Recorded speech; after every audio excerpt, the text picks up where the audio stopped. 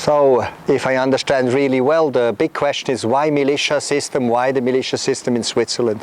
In fact, as you can see in our museum, the Museum of the Swiss Abroad, we have a lot of military work being done for 700 years. I mean, even William Tell was a military man, didn't he? He shot the guy who was the bad guy. So in fact, somehow he was the one who defended the people against aggression, against outside aggression. And this is somehow something which is working for 700 years.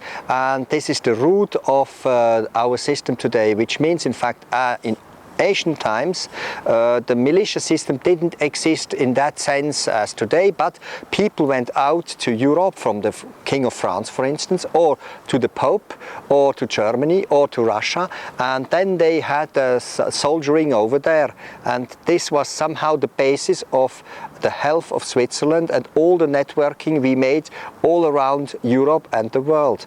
And then it changed in the 19th century after Napoleon, for the simple reason that the national armies came into being, and the national army meant that we had to have a Swiss army, a confederation's army. And in that point they put the militia system into being, because in fact it was the only system that could work for Switzerland, for the simple reason that it doesn't cost as much as professional soldiers.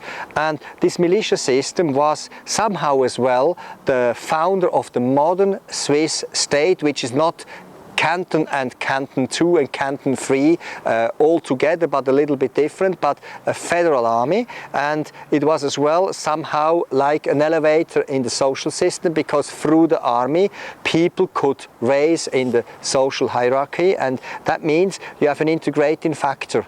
Besides, it's for sure that the army had a role to play in World War I and World War II, because of course the Germans could have won in both wars against Switzerland. But as the Swiss army was very strong, the German never tried to do it because it was just too costly. So in fact, all this together means that we have an army that is somehow the guarantee of our sovereignty. Of course, nowadays a little bit different. If the ministers of Britain and the US, the finance minister, are going to attack Switzerland, they are going on the bank system and not on the army. So what can the army do? Nothing. So a little bit today it's different, but besides, it's something which is a factor of the integration of the Swiss society, and which works quite well. Now the problem is that as the Russians vanished as real threat, no one knows why we should have an army today. So a lot of people just are telling that we can go without an army. So for those people I say, well, that's an option, but you look to Syria, you look to the Balkans, and then they say, yes, but it's the army. In fact, no, it's not the army. The army tries to get in control of something. They haven't got any control anymore, and they cannot succeed. This is why they have the civil war. So in fact, I think here in Switzerland we need an army, downgraded of course, but an army which is general. And then last point, up to today only the young man went to the army. So I think the new system has to put into this system the women as well, but not perhaps for going with weapons all around Switzerland, but in another, so service for all. I think we should keep it.